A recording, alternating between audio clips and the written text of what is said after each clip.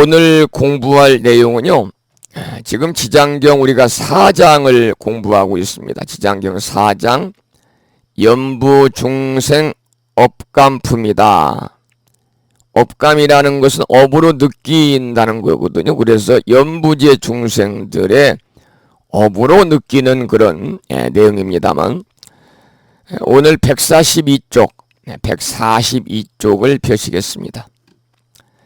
142쪽의 중간을 보시고요.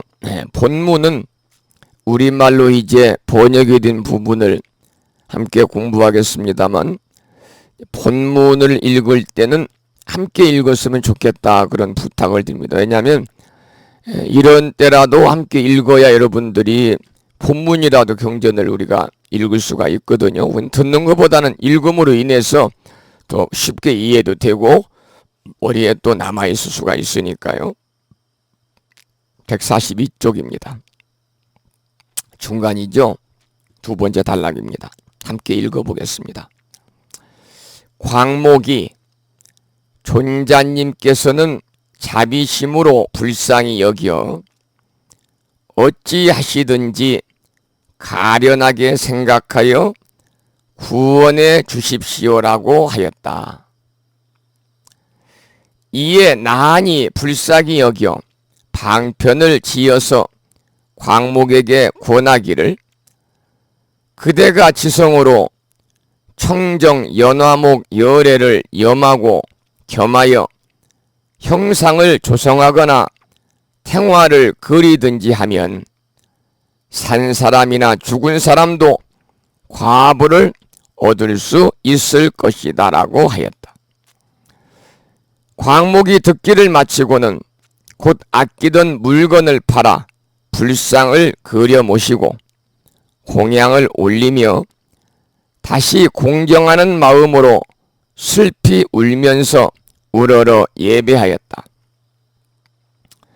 광목이 문득 새벽 꿈에 부처님을 비오니 금빛이 밝게 빛나서 수미산과 같으며 큰 광명을 놓아서 광목에게 이르기를, 네 어머니가 오래지 아니하여 너희 집에 태어날 것이나 겨우 배고프고 추운 줄을 깨닫게 되면 곧 말을 할 수 있을 것이다 라고 하였다. 여기까지가 이제 본문입니다.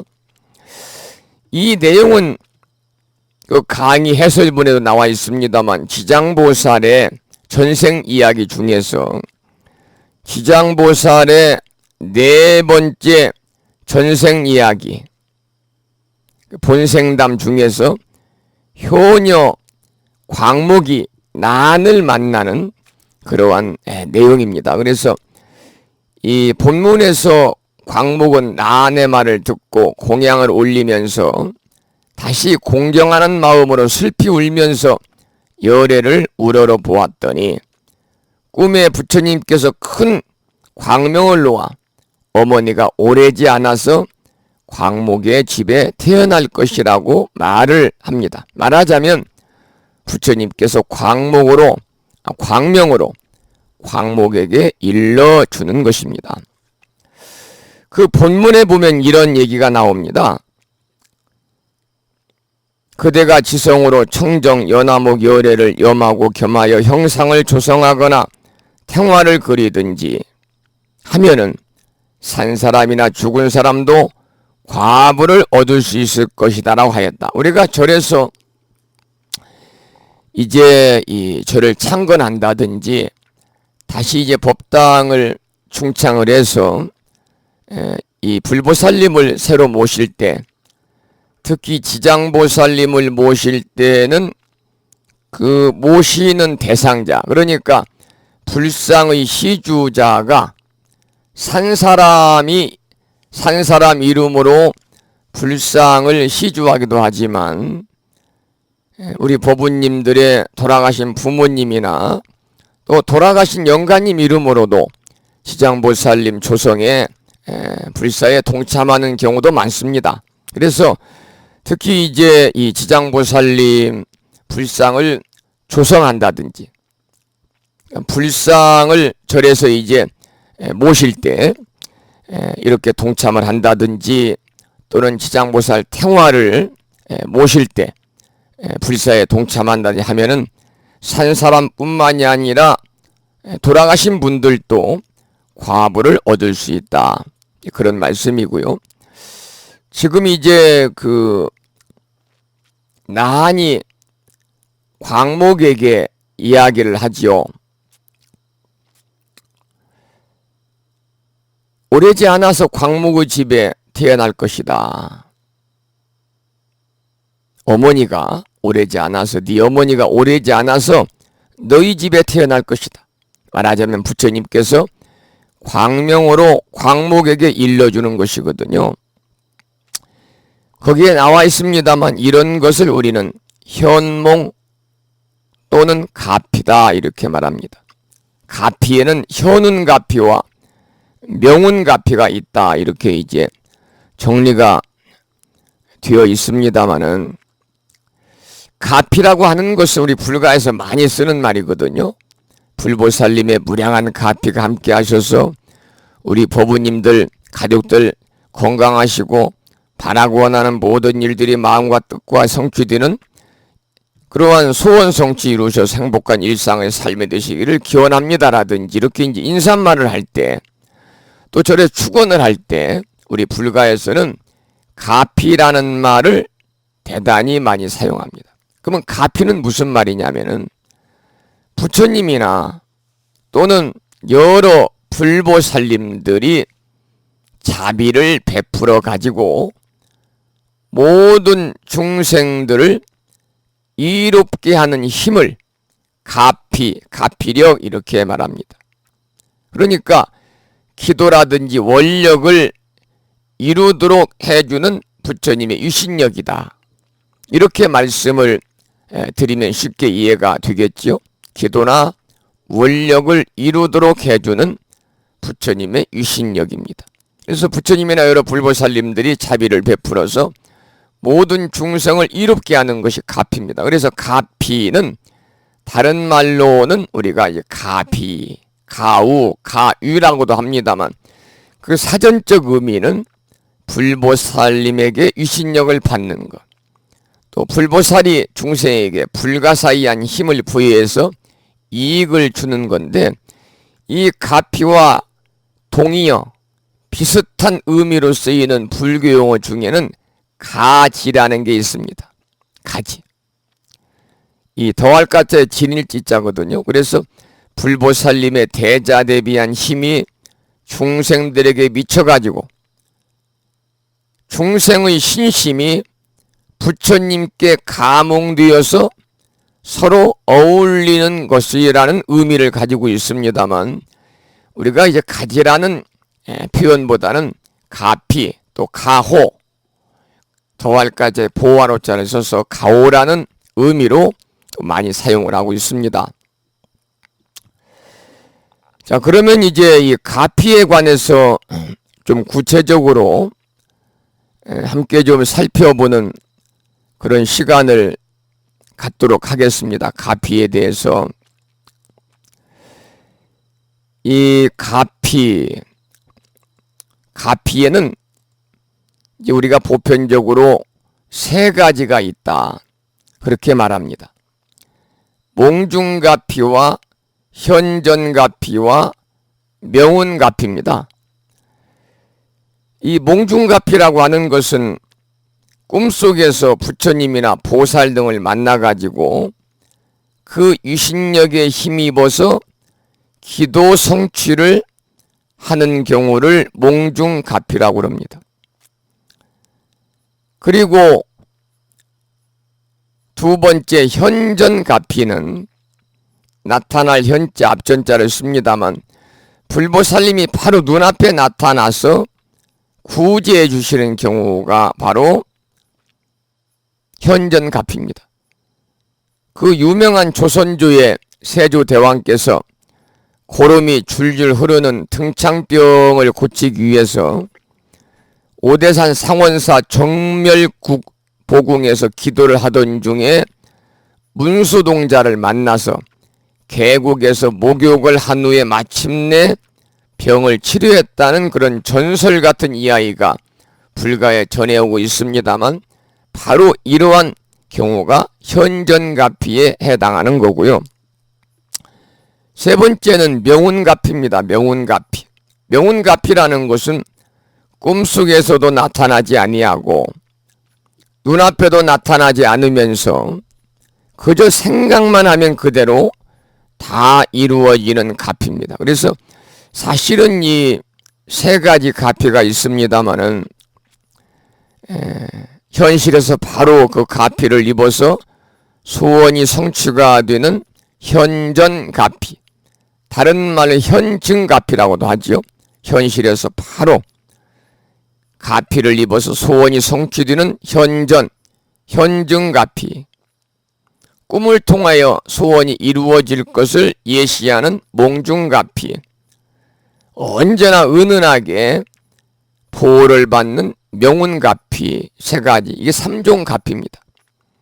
그래서 이 3종 가피 중에서 다급한 일을 당한 사람이 기도를 할 때는 현증가피나 몽중가피를 입는 경우가 많다고 그러고요. 또 평소에 안락과 행복을 원하는 사람이라면 명운가피를 입어서 평안한 일상의 삶을 영위하는 경우가 많다고 그럽니다만 그 중에서 우리가 이제 명운가피, 우리가 입는 가피는 대부분 명운가피다, 이렇게 여러분들께서 이해를 하시면 되겠습니다. 우리가 그 예불문에도 명운가피력이 나오잖아요. 여러분들이 이 조성 예불뿐만이 아니라 우리가 이제 예참, 칠정례나 예참 마지막에 보면은 전부 다 명운가피가 나와요.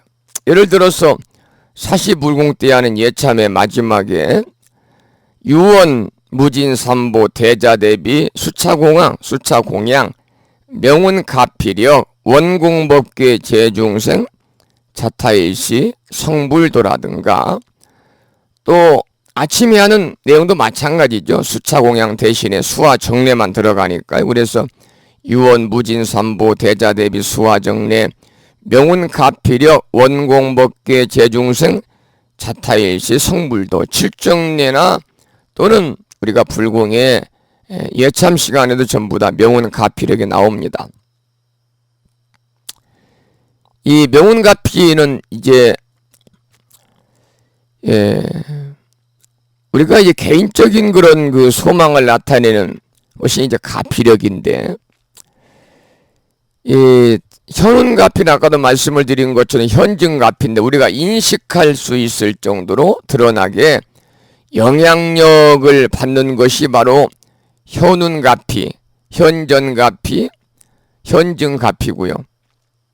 명운가피는 우리 자신들이 느끼지 못하는 사이에 어떠한 영향력을 받는 건데 거의 대부분 가피가 이 명운가피에 속한다고 그래요.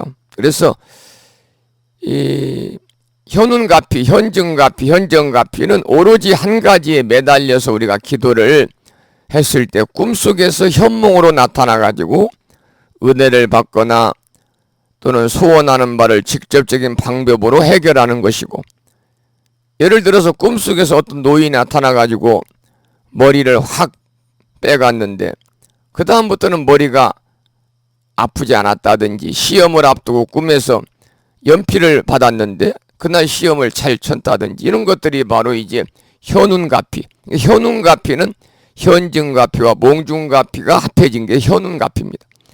반면에 명운가피는 자기 자신도 느끼지 못하는 사이 어떤 힘을 얻는 건데, 예를 들면은 주위로부터 어떤 용기나 격려나 또한 그들의 구체적인 힘을 통해서 자기에게 영향을 미치는 것이 바로 모두가 명운가피거든요. 우리들이 이 기도하면서 또 일상의 삶 속에서 느끼는 기도는 대부분 명운가피다, 이렇게 이제 말씀을 드릴 수가 있겠습니다. 그래서 우리가 이 기도를 한다든지 어떤 일을 결심하고 노력을 하면은 그 가운데 얻어지는 어떠한 뿌듯함이나 자신감이나 성취감이나 기대감이나 이런 감정이 모두 명운가피에 속하는 거죠. 그래서 명운가피의 범위는 사실 매우 높습니다. 광범위하고 그것은 우리에게 소리 없이 가만히 내려주는 거죠. 그래서 우리 불교를 믿는 사람 중에서 이제 가끔 보면은 가피력에 대해서 불신하는 사람들이 있더라고요. 기도를 해도 별 영험이 없다 이렇게 속단하는 경우도 있는데 그것은 아주 잘못된 생각입니다.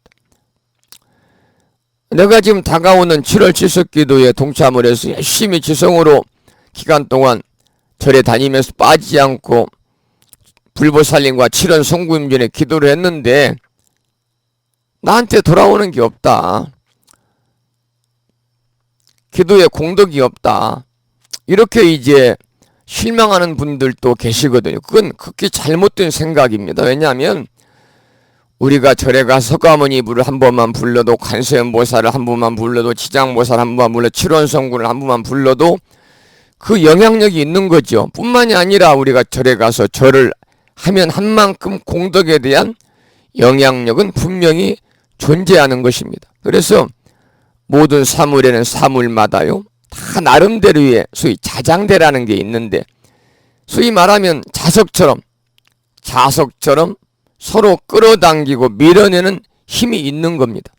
그래서 우리 인간에게는 그 힘이 다른 물질보다도 훨씬 더 크다고 그러거든요. 그래서 부처님이나 보살님들을 그릴 때는 후광을 푸른색으로 후광을 그려놓죠. 그 후광은 다른 말로 우리가 오로라라고 합니다. 오라라고 하는데 일종의 자장대 역할을 하는 거죠. 그래서 이 오라는 과학적으로 증명되어 가지고 의학에서 이렇게 원용하고 있는 실정인데 티베트 불교에서는 덕이 높은 림포체 스님들은 육안으로 오라를 관찰한다고 그러거든요. 모든 물질이 갖고 있는 이 자장대는 서로가 서로에게 영향을 주고 받게 됩니다. 우리가 모르는 사이 엄청난 파장을 서로 쏘아 보내고 받는 거죠. 한 가지 예를 들면 동굴 속의 박쥐는요 캄캄한 데서도 정확하게 먹이를 감지해 가지고 빠른 속도로 벌레를 잡아먹어요. 이 박쥐는 무한한 파장을 쏘아 보내는 가운데 먹이의 파장과 맞아 떨어지는 순간에 순식간에 먹이를 잡는 거죠.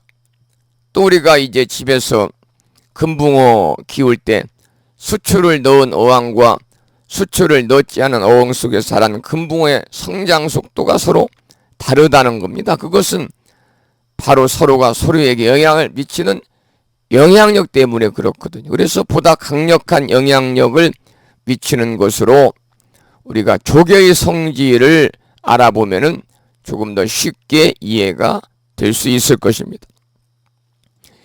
이 바다에서 자라는 조개는 이제 물속에 자라잖아요. 물속 중에서도 모래 밑에 숨어서 잘 움직이지 않습니다. 그러고 있다가 달이 금음인지 달이 보름인지를 감지하고 껍질 밖으로 나와서 주기적으로 이렇게 춤을 춘다고 그래요.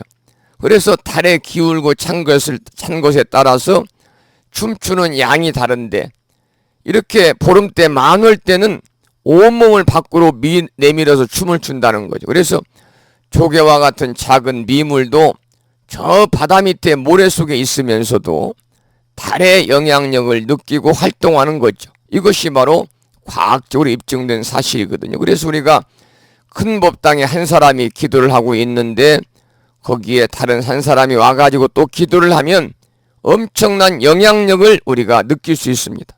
왜냐하면 자기도 모르는 사이에 소위 자장대가 형성이 되어가지고 상대에게 그 에너지를 쏘아보내고 또 상대편으로부터 그 파장, 에너지를 받기 때문이죠. 그래서 미미한 중생들은 그 능력이 미약하지만은 부처님이나 보살님과 같은 훌륭한 능력을 가진 분들은요 엄청난 힘을 지니고 있습니다. 우리가 이제 기도를 하는 것은 부처님의 생명과 자기 자신의 생명이 둘이 아니기 때문에 기도를 통해서 자신 속에 있는 부처님의 무한한 영향력을 끌어내는 겁니다. 또 자기의 힘으로 발휘될 때 그것이 바로 뭐냐? 가피다 그 말입니다. 그래서 우리가 전기불을 이렇게 밝히려면은 먼저 전기선이 연결되어 있어야 되잖아요. 그것처럼 부처님과 자기 자신이 하나의 선으로 연결되어 있음을 우리가 명심해야 됩니다. 또 아무리 전기선이 연결되어 있어도 스위치를 켜지 않으면 전기불은 빛을 발하지 않잖아요. 다시 말씀드리면 전기가 들어오는 일과 전기를 켜는 일이 하나가 될 때 비로소 전기불은 밝은 빛을 발휘하는 겁니다. 그래서 기도에 대한 올바른 인식이 필요한 거죠. 기도를 하게 되면 틀림없이 가피력을 받는다는 확신을 가지고 기도를 할 때 소원하는 바를 성취할 수가 있다는 겁니다. 기도는 과학적이거든요. 우리가 마음을 골똘히 한 곳에 집중시켜 기도를 했을 때 그 영향력은 우주의 파장을 일으켜 가지고 어떤 모양으로든지 나타내게 되어 있습니다. 그래서 기도를 하는 동안 얼마만큼 마음이 모아지고 얼마만큼 마음이 집중이 되었느냐에 따라서 결과는 크게 달라지겠죠. 그러니까 마음의 온갖 욕심을 버리고 오롯한 마음으로 기도한다면 자기가 갖고 있는 능력을 최대한 발휘할 수가 있습니다. 우리가 이제 제대로 주파수만 맞춘다면은 우주에 충만된 무한한 힘을 얼마든지 끌어낼 수 있다는 거죠. 하찮은 미물도 영향력을 주고받는데 바다에 자라는, 바다에서 성장하는 그 조개도 하찮은 미물이잖아요. 영향력을 주고받는데 하물며 만물의 영장인 우리 인간의 힘은 위대하기 때문에 더 말할 이유가 없겠죠. 우리가 그러한 믿음을 가지고 기도를 해야지. 그러한 믿음이 없으면 아무리 기도를 한다 해도 그것은 헛된 시간을 낭비하는 겁니다. 그래서 우리의 정신작용이 눈에 보이지 않고 만져지는 것이 아니라고 해서 가피가 없다라고 부정하는 것은 그게 잘못된 것이다. 그래서 이러한 의미에서 정확한 방법으로 기도하는 것이 매우 중요한 일입니다. 가피가 없다고 부정할 것이 아니라 올바른 방법으로 기도에 임하는 것이 우선이 되어야 되고, 기도를 하는 목적이 부처님의 가피력을 얻는 것이라면 부처님의 주파수를 알아서 그 주파수에 맞는 마음가짐을 가져야 된다. 그렇게 할 때 부처님의 가피력은 내려지는 거다, 그 말입니다. 우리가 이제 기도하는 올바른 방법, 아까 말씀을 드렸습니다만, 첫째는 뭐냐면 기도하는 마음속에 욕심이 없어야 된다는 겁니다. 욕심을 내려놓고 기도해야 된다. 욕심이 없어야 된다. 기도하기 전에 가지는 원력이 기도를 하는 동안에도 그 욕심으로 변해서 마음을 가득 채우고 있다면 부처님께서는 가피력을 내리고 싶어도 색깔이 분명치 않아서 영험을 입힐 수가 없다는 거죠. 기도하는 순간에는 마음을 텅 비워야만이 부처님의 가피를 받는다. 다음으로는 기도하는 마음에는 절대 부정적인 생각을 하지 말아야 된다는 거죠. 우리가 마음이 부정적인 생각으로 가득 차 있으면서 기도하는 것은 마치 스스로 마음의 거울에 먹칠을 해놓고 거기에서 자신의 얼굴이 비치기를 바라는 것과 같다고 합니다. 그렇기 때문에 기도할 때는 오직 긍정적이고 희망적이고 마음에 바라는 바가 이미 확실하게 성취된 것으로 믿고 기쁘고 언제나 감사하는 긍정적인 마음으로 기도를 해야만이, 그리고 또 무슨 일이든 이해하려는 마음을 가질 때, 그런 마음으로 우리가 기도할 때 반드시 가피력이 따른다, 그 말이죠. 우리 불자로서 가피력에 대해서 부정을 하면 그건 불자의 자격을 이미 상실한 사람이라고 그래요. 우리가 그저 눈에 보이는 세계만을 알고 있는 것은 좁은 안목에 불과합니다. 그래서 성숙한 인간은 보이지 않는 그 밖의 세계에 대한 이해가 더욱더 깊은 것이고, 대개의 경우에 자신의 주파수 소리만 잔뜩 높여놓고 부처님의 주파수를 제대로 못 찾는 수가 많거든요. 그런 자신의 잘못된 기도에 대해서 탓할 생각은 아니하고 가피력이 없다고 하는 것은 불교에 대한 올바른 이해가 부족한 것입니다. 그래서 우리가 이 욕심을 비우고 지극한 마음으로 기도를 드릴 때 우주의 거대한 힘과 자기 자신이 한순간 서로 교신됨을 느낄 수 있는 거죠. 그러한 기도의 힘이 쌓이면 우리의 삶 속에서 무한한 자신감과 생명력으로 하고자 하는 일들이 분명히 성취될 것인데, 이것은 바로 불보살님의 그러한 무량한 가피력이다.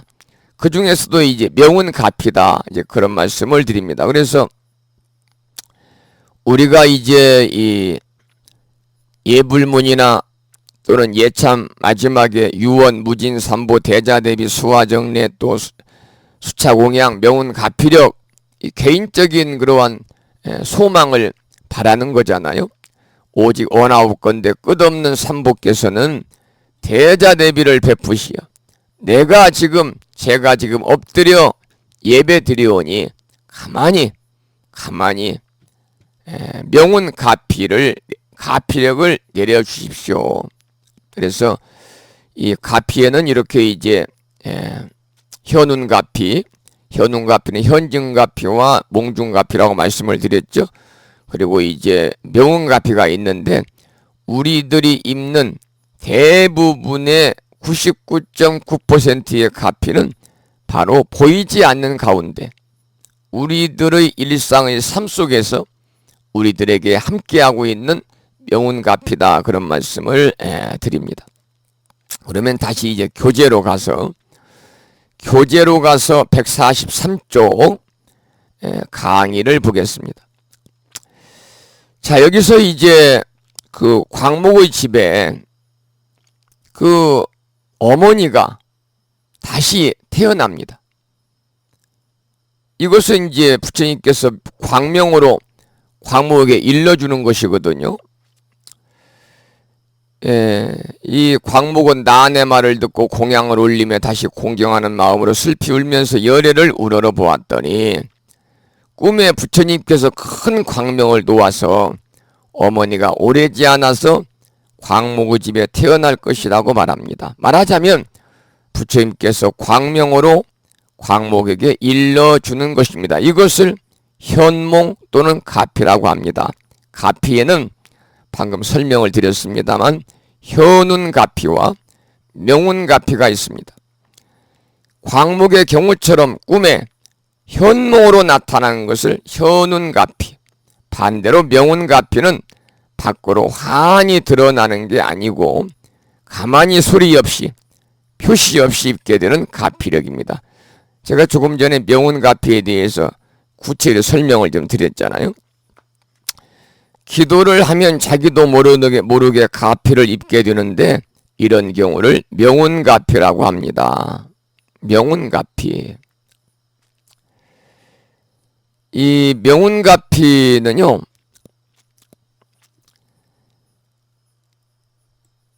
방금 이 교재에서도 나오는 것처럼 자기가 가피를 입고 있다는 사실조차도 모르는 거죠.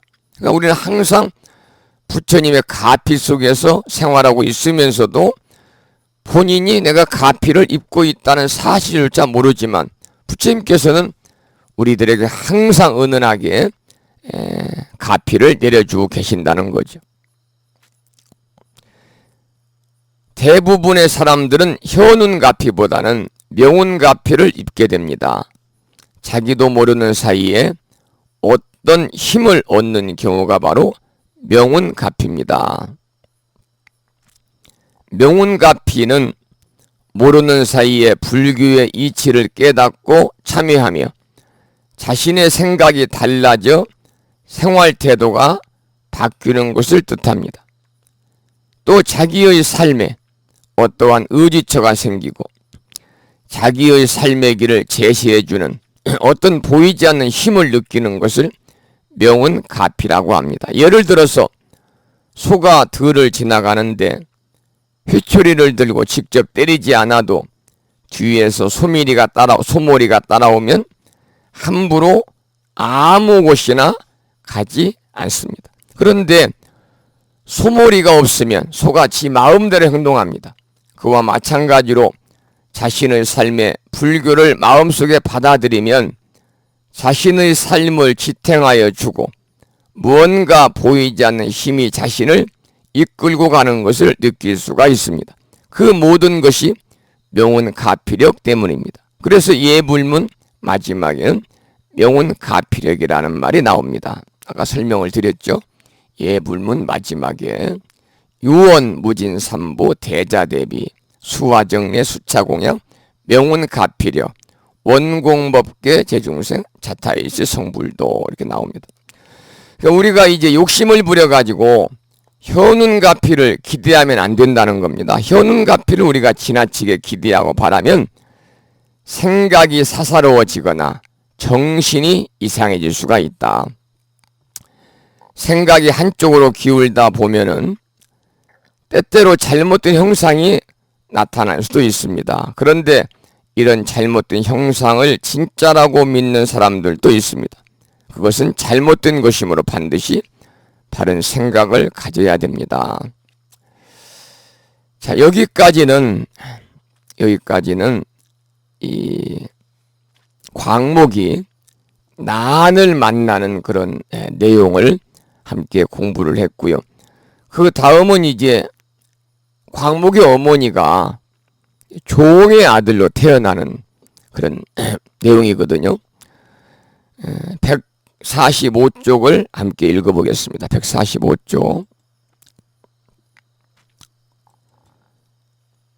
그 뒤에 집 안에서 종이 한 아들을 낳으니 3일이 되기 전에 말을 하며 머리를 조아리며 슬피 울면서 광목에게 고하기를 생사의 어변으로 과보를 스스로 받게 되었는데 나는 너의 어머니로서 오래도록 어두운 곳에 있다가 너를 이별하고 가서 여러 번 큰 지옥에 떨어졌으나 너의 폭력을 입어서 다시 태어나게 되었으나 하천한 사람이 되었다. 또다시 단명하여 나이 13살이 되면 다시 악도에 떨어질 것이니 너에게 어떠한 계책이 있어 나로 하여금 벗어나서 면하게 할 수 있겠느냐 하거늘 광목이 이 말을 듣고 어머니로 알아 의심이 없었다.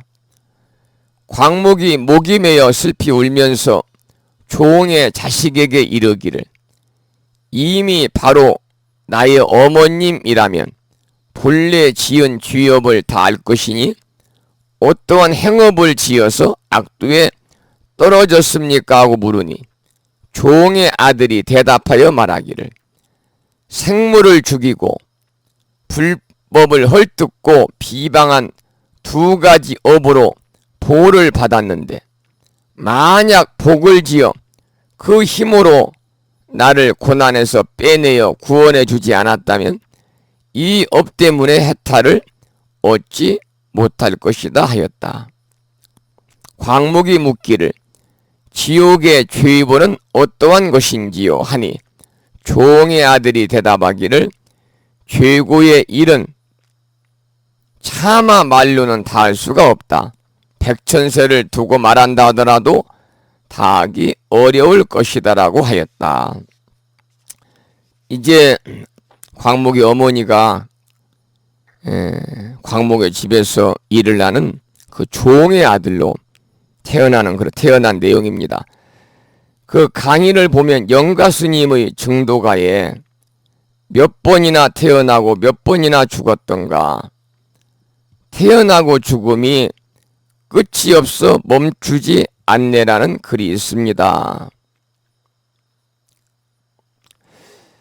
바로 이제 증도가에 나오는 얘기거든요. 원문은 이렇습니다. 기회, 생기, 회사. 몇 번이나 태어나고 몇 번이나 죽었던가. 생사, 유유, 무정지로다. 태어남과 죽음이 많고 많아서 그침이 없었도다. 그러니까 우리가 생명과 영혼이 있는 이상 어떻습니까? 태어남과 죽음이 반복되는 윤회의 법칙이라고 하는 것을 거역할 수가 없거든요. 그것은 사람뿐만이 아니라 초목도 마찬가지입니다. 초목도. 그것이 바로 자연의 순환의 원리니까요. 우리의 인생도 바로 그러하죠. 태어남과 죽음이 끝없이 반복되는 것이 우리의 인생입니다. 어찌 보면 참 불행이기도 하고 한편으로 생각하면 다행이다라는 생각도 듭니다만 바로 이제 영가 스님의 증도가에 나오는 그런 내용이네요. 기회 생기회사오 몇 번이나 태어나고 몇 번이나 죽었던가 생사유유 무정지로다. 태어남과 죽음이 많고 많아서 그침이 없었도다. 한 장을 넘기고 146쪽을 보겠습니다. 모든 사람, 모든 생명들이 다 그렇듯이 지장보살도 지장보살이 되기까지 얼마나 많은 생을 거듭했는지 그 수요를 알 길이 없습니다. 지장보살의 어머니나 아버지도 역시 그와 같습니다. 여기서는 광목의 어머니가 종의 자식으로 태어나는 대목입니다. 광목은 부처님의 현몽을 받은 뒤에 부처님 말씀대로 집안의 종이 한 자식을 낳게 되고 그 자식이 3일이 되기도 전에 말을 하며 머리를 조아리고 슬피 울면서 광목에게 말합니다. 자신은 광목의 어머니인데 생사의 어변에 의해 스스로 과보를 받게 되어 오래도록 어두운 곳에 있었다고 말합니다. 그리고 광목을 이별하고 나서 여러 번 큰 지옥에 떨어졌으나 광목의 법력에 힘입어 다시 태어나게 되었다고 합니다. 그러나 죄업 때문에 단명하게 되어 일찍 죽을 수밖에 없고 만약 대신 복을 지어 그 힘으로 이러한 운명에서 빼내어 주지 않는다면 벗어날 수 없다는 내용입니다. 그러니까 자력으로는 안 되니까 타력을 통해서라도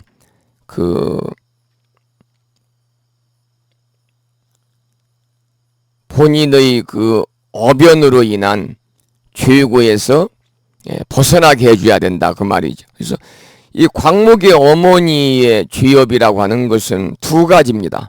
본문에서도 우리가 읽은 것처럼 두 가지입니다. 첫째는 산 생명을 죽인 것과 그리고 진리의 가르침을 헐뜯고 등진 것입니다. 남의 생명을 죽이면 자신의 몸에 병고가 심하거나 또 단명하다는 것은 피할 수 없는 이치거든요. 생명을 해쳤으면 그 해침이 씨앗이 되어서 결과로 돌아온다는 겁니다. 제가 며칠 전에 불뮤지닷컴 금주의 불교계 소식에다가 연합뉴스에 나온 기사를 올려놨어요. 제목은 스님이 고기를 먹어도 될까? 불교계는 논쟁 중이다. 거기를 보면은 이제 대한민국 조계종 백년대계 본부가 이 백년대계 기 워크숍을 열고 그 자리에서 이제 그 스님들이 고기를 먹어도 되는지에 대해서 논쟁을 한 것 같습니다만은 거기에 보면은 이제 이 불살생과 고기를 먹는 것은 연결되지 않는 것으로 봐야 된다. 율장에 따르면 일부 육식은 가능하다 이렇게 이제 주장하는 스님들이 있고 또 그렇지 않고 출가자는 육식을 금해야 된다 하는 이제 이 찬반론자들 이렇게 이제 그 논쟁이 뜨겁다고 하는 그 내용을 제가 이제 홈페이지에다 올려놨습니다만은 제가 이제 그 글을 올려놓고 자료를 좀 찾아봤더니 법만경이나 능엄경이나 능가경 같은 경전에서는 살생과 육식은 돌이킬 수 없는 악업이자 윤회의 족쇄다 이렇게 나와 있더군요. 살생과 육식은 돌이킬 수 없는 악업이자 윤회의 존재다. 또 입능가경이라는 경전에서는 육식은 자비의 종자를 끊는 일이다. 이렇게 이제 경고를 했어요. 그래서 대승불교인 우리나라에서는 스님들이 1700여 년간 고기를 멀리 했잖아요. 지금도 이제 고기를 멀리 하고 있죠. 여기에서 방금 제가 설명을 드린 것처럼 광목의 어머니가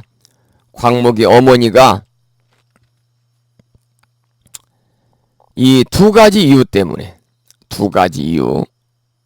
그 죄업이 산 생명을 죽인 것, 진리의 가르침을 헐뜯고 등진 일인데 남의 생명을 죽이거나 남의 생명, 살생이죠.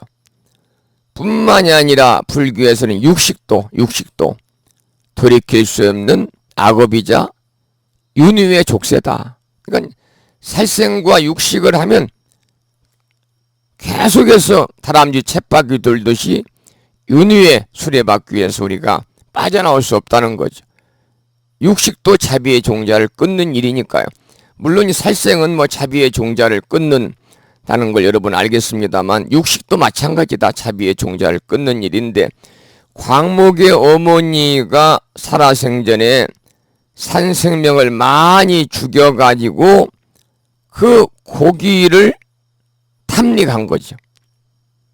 그래서 이제 죄업이 있고 또 하나는 그 부처님 가르침의 진리의 말씀을 헐뜯고 삼보를 비방하고 등져가지고 이제 그 과보로 죄의 과보로 이제 무간지옥에 떨어졌다고 그러잖아요. 여기에서 이제 불교에서는 그 건강과 장수의 비결로 모든 생명을 사랑하고 다른 사람들의 건강을 보살피는 일이다. 불교에서는. 그래서 다른 사람의 삶을 건강했으니까 그 결과로 자신이 다시 건강해서짐은 너무나도 당연한 일이다. 이것이 바로 이제 우리 불교에서 말하는 인과의 중의성이거든요. 그래서 진리의 가르침을 헐뜯고 등진 삶은 곧 빛을 등지고 어둠의 세계를 헤매는 일이고 유익하고 올바른 삶의 가르침을 등졌다면 그것은 곧 답답하고 고통스러운 길을 갈 수밖에 없다. 힘들고 고통스러운 길을 가는 사람들은 올바른 가르침의 빛을 외면한 결과다. 바로 광목의 어머니가 이제 종의 아들로 소위 천민으로 환생한 그 이야기는 우리에게 인과의 중요함을 새삼 깨달을 수 있게 해주는 아주 중요한 그런 내용이다. 이렇게 말씀을 드릴 수가 있겠습니다. 광목의 어머니의 죄업이란 다른 게 아니라 산 생명을 죽인 것, 자비의 종자를 끊어버린 겁니다. 산 생명을 죽여서 그 고기를 탐닉한 거죠.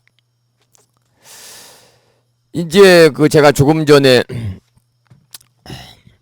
그 스님들 육식에 관한 얘기를 잠깐 드렸습니다마는 이 요즘에 와서 보면 스님들이 육식을 하시는 분들이 제법 있어요. 그건 아마 최근 들어 스님들의 육식관이 좀 모호해진 것이 아닌가 그런 생각이 듭니다만, 그러나 대승불교에서는요, 이 특히 맛에 대한 탐착을 철저히 경계합니다. 맛에 대한 탐착을 철저히 경계하고 있어요. 초기 불교에서도 마찬가지입니다. 대승은 물론이거니와 초기 불교에서도 맛에 대한 탐착을 철저히 경계해서 이 쌍유따니까에 보면 아들의 고기에 대한 경이라는 게 있어요. 아들의 고기에 대한 경. 초기 경전 쌍유따니까에 보면 제목이 경전의 제목이 아들의 고기에 대한 경. 여기 보면 육식에 대한 부처님의 견해가 나타나 있거든요. 황야를 건너는 부부가 양식이 떨어져 가지고 모두 죽을 수밖에 없는 상황에서 부득이 귀한 아들을 죽인 뒤에 자신의 가슴을 후려치면서 그 살을 먹는 것처럼 해야 한다. 이렇게 부처님께서 말씀을 하시고, 또 그런 후에 부처님은 수행자들을 향해서 놀이를 위해 먹을 수 있는가, 자기 보양을 위해 먹을 수 있는가를 되묻거든요. 그래서 초기 불교를 내세워서 이렇게 고기를 먹는 스님이 있다면 그것은 정말 황야를 건너는 부부가 자식을 먹는 마음으로 고기를 먹는 것일까, 이런 생각도 해보게 됩니다. 그래서 우리가 출가자든 재가자든 고기를 먹을 수는 있다고 하지만은 고기를 먹는 마음이 불편하다고 그래서 부처님 가르침과 한국 불교 1700년의 오랜 전통을 이렇게 좀 훼손하는 것은 좀 바람직하지 않다라는 것이 저의 개인적인 그런 생각입니다. 하기야 이 신문에 보면은 만해 한용운 스님께서는 대처 식용론이었다. 대처 식용론을 주장했다고 그러는데, 이 한용운 스님께서는 이 대처 식용론, 그러니까 대처, 결혼하는 겁니다. 결혼하는 거. 그래서 만해 스님이 조선 불교 유신론에서 이렇게 말씀을 했어요. 결혼이 성불의 장애가 되지 않으니 승려의 결혼은 자율에 맡기자. 그래서 현재 우리나라에서도 종단에 따라서 결혼을 금지하는 종단이 있고, 대한민국 조계종, 대한민국 천태종 같은 경우는 결혼을 금지하잖아요. 그래서 소위 철을 취하게 되면 바로 이제 그 승적을 박탈해서 제적이라든지 멸빈을 그러한 시키는 데가 종단이 있고, 그리고 우리나라에 500여 개의 크고 작은 종단들이 많습니다만 대부분의 대한민국 조계종이나 대한민국 천태종을 제외하고는 이 종원종법의 취처를 인정하는 거죠. 대처를 인정하고 있죠. 그래서 만해 스님께서도 결혼이라는 것은 성불의 장애가 되지 않으니까 그냥 결혼에 대해서는, 대처에 대해서는 승려들의 결혼을 자율에 맡기자, 이렇게 이제 주장을 했는데, 지금도 그렇습니다만 당시에도 출가자가 막 줄고 있으니까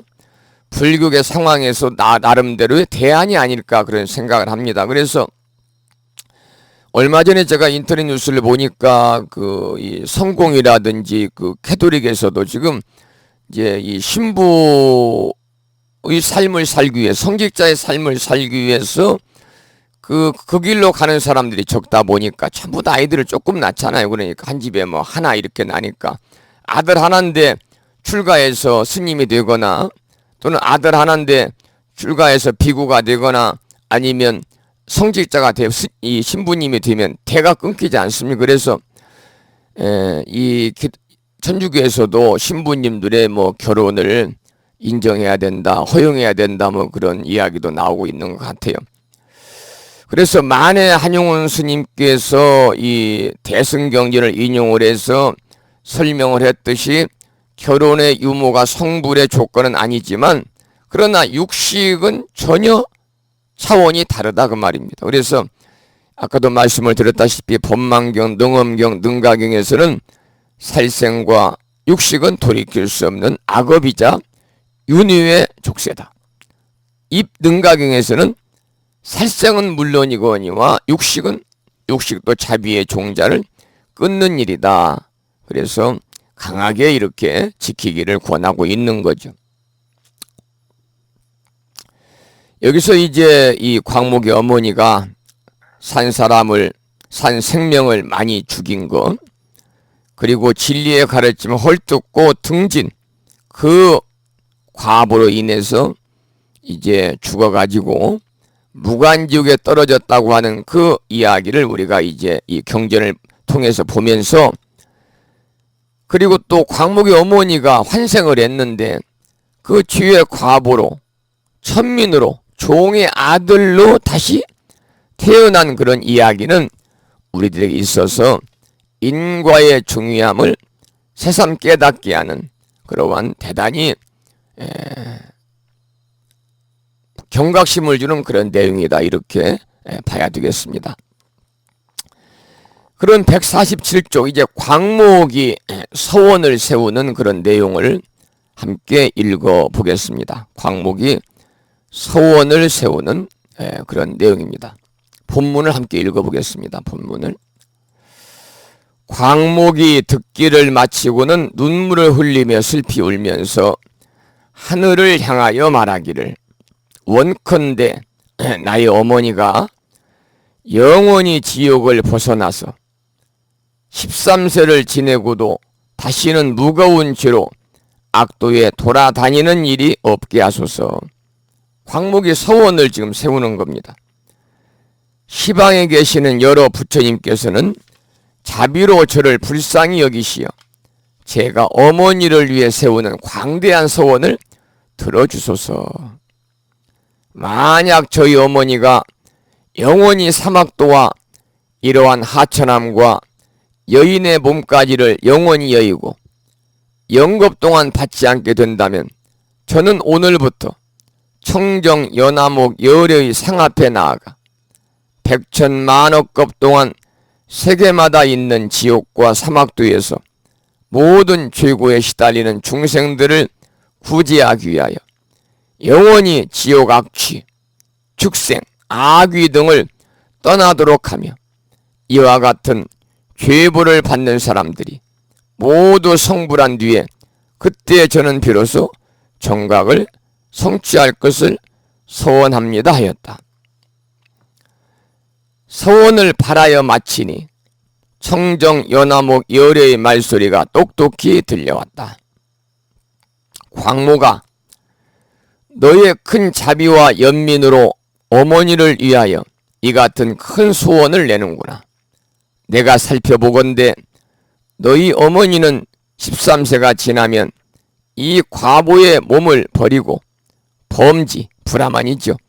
범지로 태어나서 수명을 100세나 살 것이며 이 과보가 지나고 나면 무국토에 태어나서 수명은 헤아릴 수 없는 법을 살게 된다.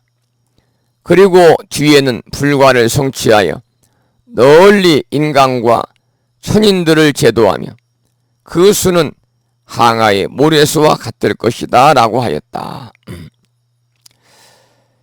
이 광목은 어머니의 이야기를 듣고 난 뒤에 눈물을 흘리면서 허공을 향해서 울부짖으면서 말을 하지요.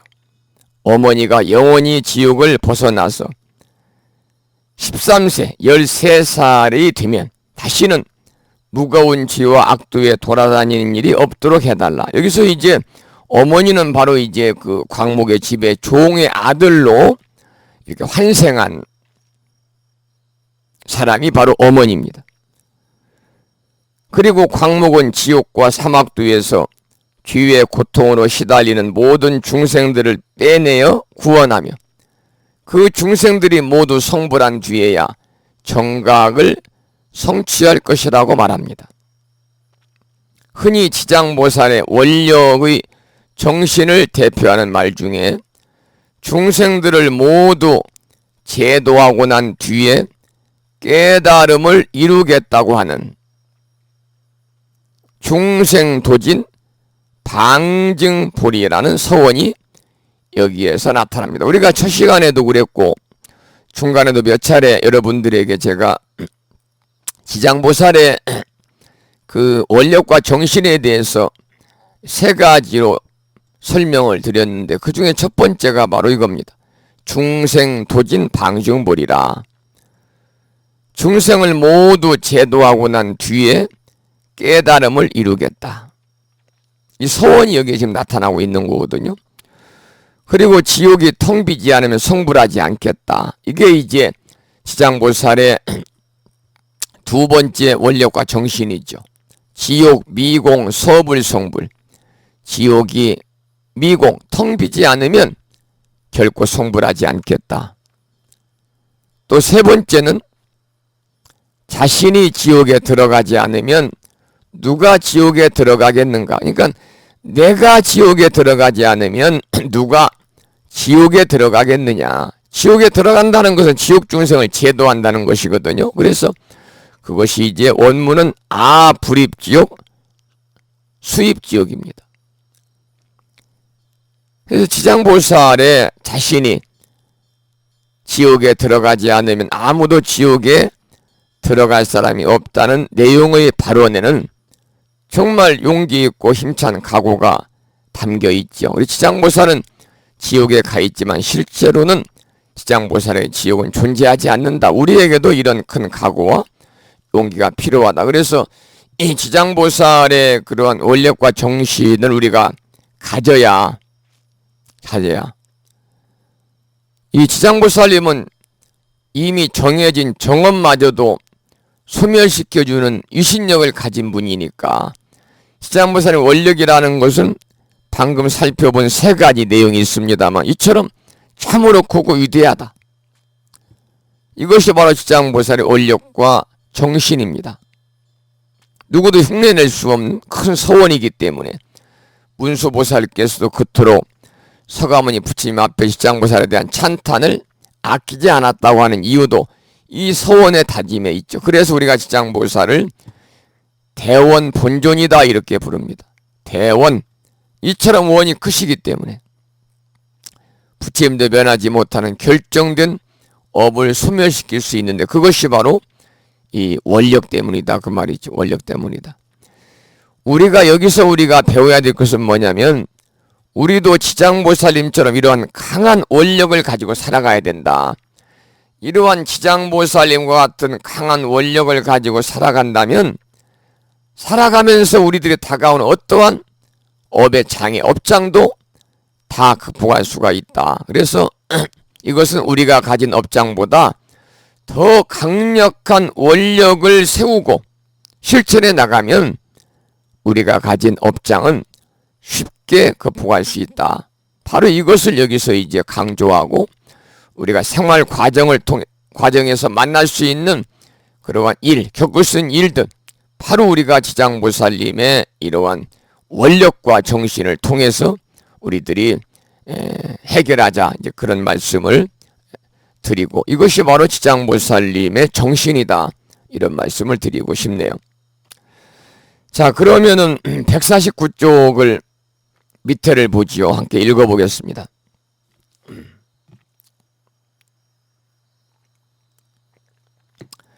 부처님께서 정자지왕 보살에게 고하시기를 그때의 나안으로 힘이 쭉 우리가 이제 잘 본문을 읽고 제 설명을 들으면 하나의 이야기로 이렇게 정리가 돼요. 스토리가 있습니다. 스토리.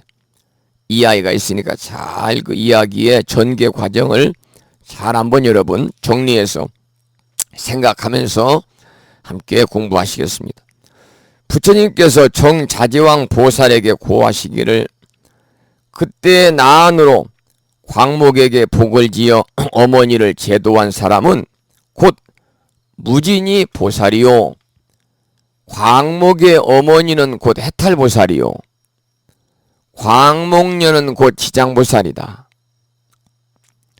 지장보살은 과거 구원급 중에 이와 같은 자비와 연민으로 항아사의 원을 발하여 널리 중생을 제도하였다.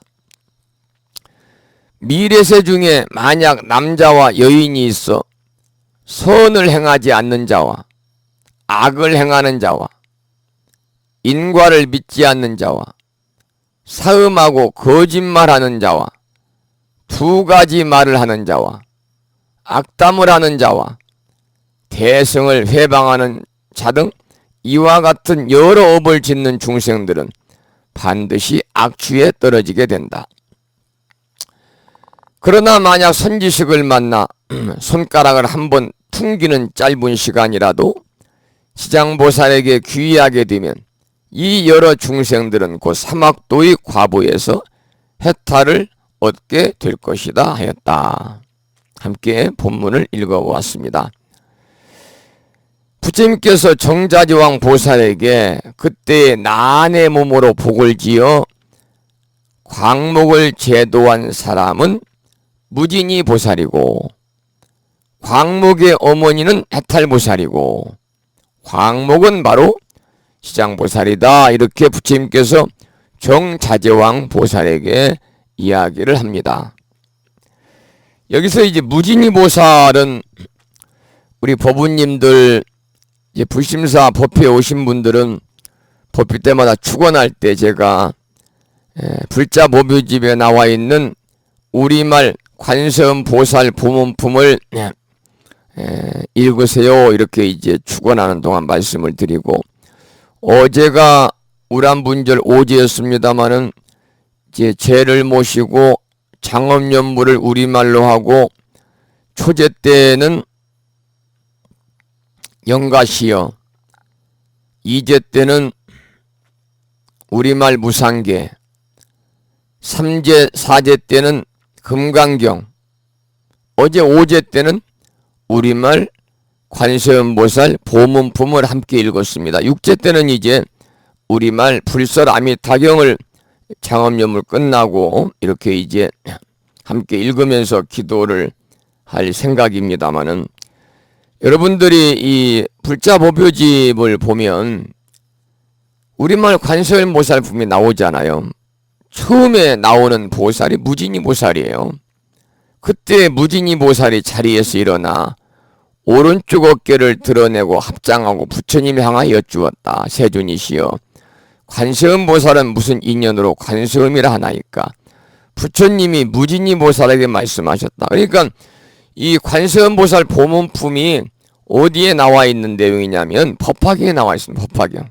그래서 법화경에 나와 있는 관세음 보살 보문품을 따로 떼가지고 관음경이다 이렇게도 합니다만, 일본에서는 관음경으로 해서 많이 읽게 돼. 우리나라에서는 관세음 보살 보문품으로 많이 읽게 되죠. 그래서 무진이 보살은 법화경에 나오는 보살이고, 광목의 어머니는 광목의 간절한, 딸의 간절한 기도 덕분에 해탈보살이 됐고, 또 수많은 생을 살아오면서 나한과 광목과 광목의 어머니는 각각 무진이 보살,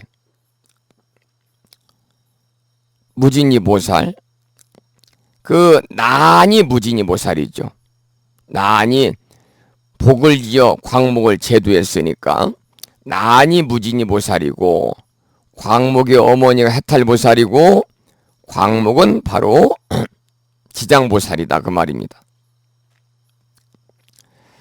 바로 이렇게 수많은 생을 살아오면서 난과 광목과 광목의 어머니는 각각 무진이 보살, 해탈보살, 시장보살이 되어 중생을 제도하며 살았다는 이야기입니다. 이 글을 읽는 우리들 또한 얼마나 많은 생을 돌고 돌아 이렇게 시장보살을 만났을까? 여러분이나 저나 마찬가지입니다. 얼마나 많은 생을 돌고 돌아서 이렇게 부처님과 만나게 되었을까? 그리고 좋든 싫든 함께한 수많은 사람들과 인연을 맺게 되었을까 하는 생각을 하면서 우리의 모든 관계를 보다 아름다운 관계로 승화시켜야 함을 절실히 느끼게 하는 그런 가르침이죠. 바로 이것이 인과의 이치입니다. 그래서 인과의 이치는 매우 중요한 교훈이기 때문에 좀 더 자세히 살펴보도록 하겠습니다. 자, 151쪽을 보겠습니다. 151쪽. 이 세상의 모든 것은 인과의 연결고리로 구성되어 있습니다. 다시 말해서 이 세상의 온갖 현상은 인과로 이루어져 있다는 말입니다. 그래서 부처님 경전 중에도 불설 인과경이라고 하는 그 양이 얼마 되지 않습니다만 독립된 인과경이 있습니다. 그 정도로 인과가 중요하다. 세상의 온갖 현상은 다 인과로 이루어져 있다. 그래서 모든 것은 인연으로 쫓아서 생기지 않는 법이었고, 또 사라지는 것 역시 인연에 의한 것이다. 생기는 것도 인연이요, 사라지는 것도 인연이다. 그래서 불교적인 입장에서 보면 모든 현상들은 필연적인 것이므로 원인 없는 결과는 있을 수가 없죠. 인과 이치를 깨달으면 불교 공부를 웬만큼 했다고 할 수 있습니다. 우리가 인과 이치를 깨달으면 살면서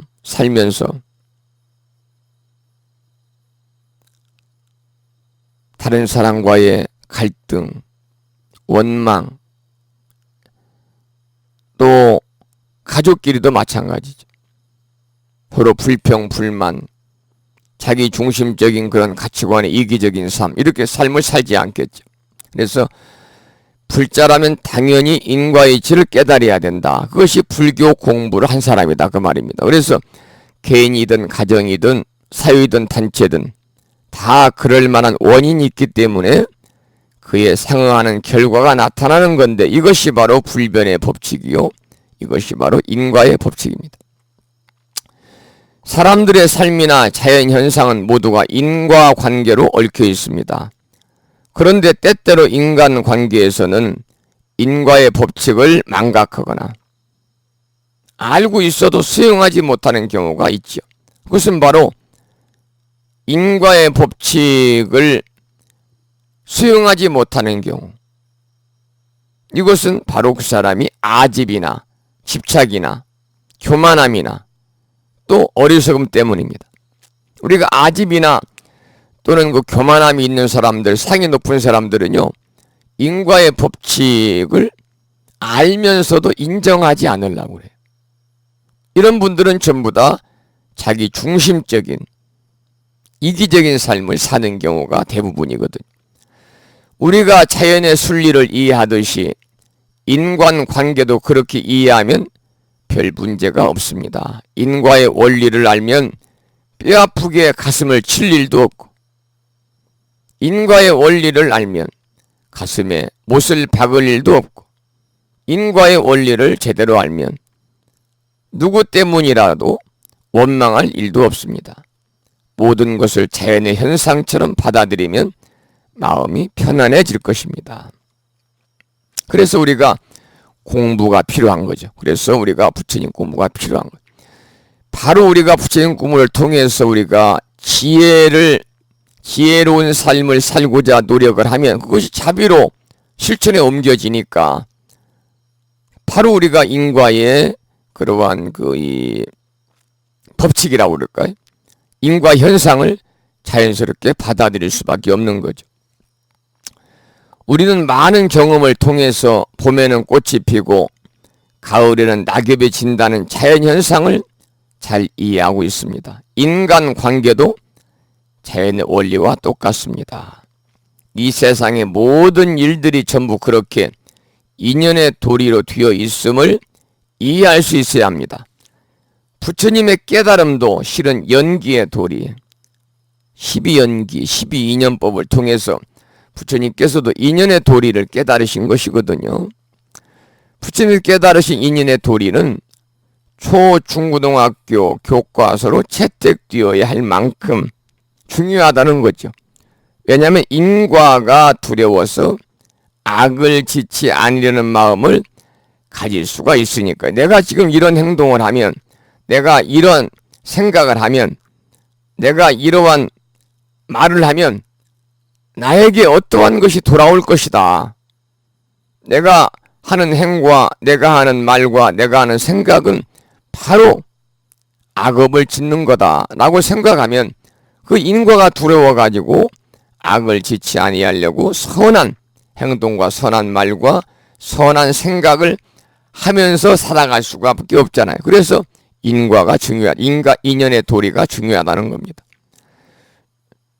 우리가 인연의 도리를 제대로 알면은 인과가 두려워서 왜 나쁜 짓을 하지 않아야 되며 좋은 일을 하면 자신에게 무슨 이익이 있는지 인과의 법칙에 따라 교육을 시킨다면 우리가 지금 인성교육에도 커다란 효과를 얻을 수가 있을 것입니다. 지금 자라나는 청소년들을 보면 제멋대로 그냥 말하고 행동하고 생각하고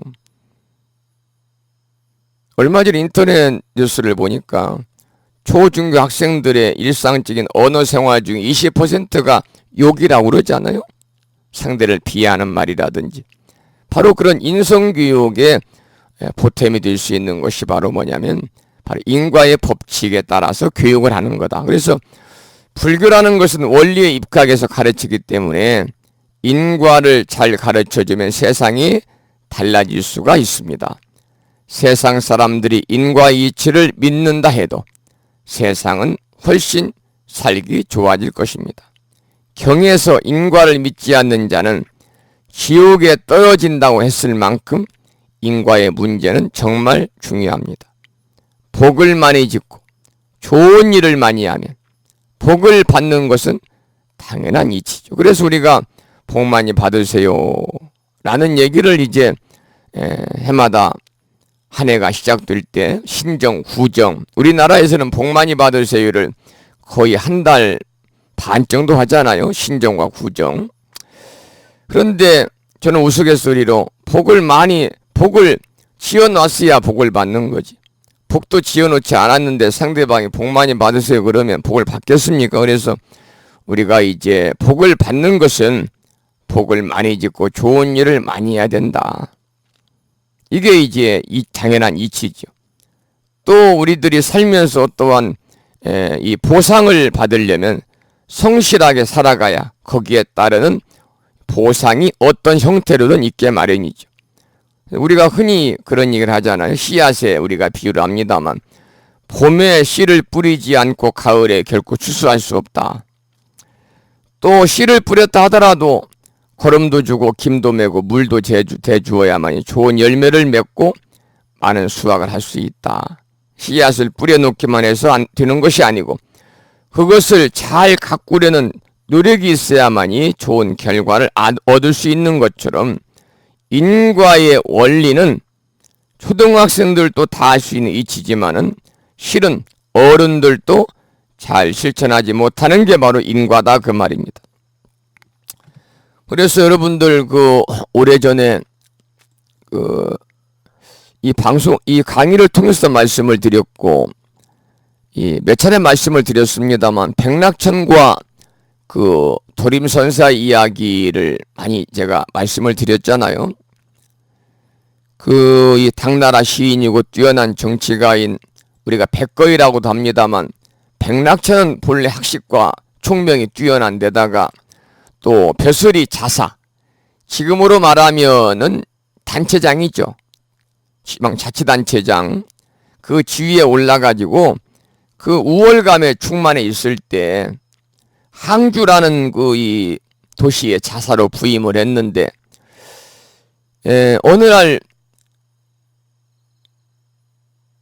여기에서 멀지 않은 사찰에 도림선사라고 하는 이름난 고승이 살고 있다는 소식을 듣고서 내가 한번 얼마만큼 이 도력이 있는 스님인지 내가 한번 직접 시험해 봐야 되겠다. 이렇게 이제 작정하고 이 도림선사가 머물고 있는 절로, 지금으로 말하면 수행원들을 비서진을 거느리고 찾아갑니다.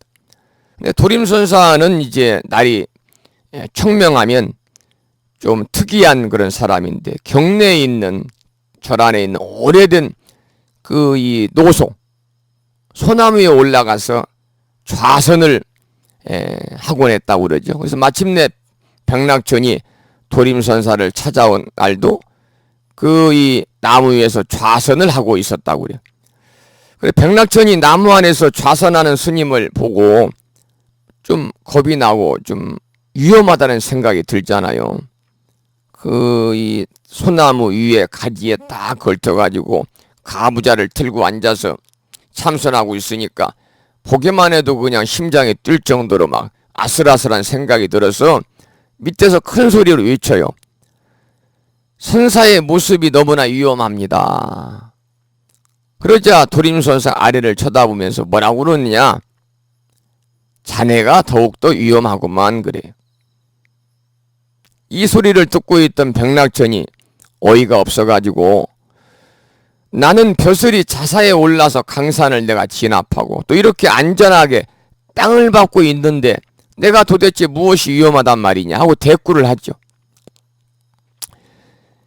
이 도림선사는 백낙천이가 학문과 벼슬에 자만하다는 것을 이미 알고 있어요. 그래서 이번 기회에 저 사람의 그 교만한 마음, 그리고 상을 내가 한번 깨우쳐줘야 되겠다. 그래서 교만한 마음을 내가 좀 깨우쳐줘야 되겠다. 그래서 또 바로 쏘아붙입니다.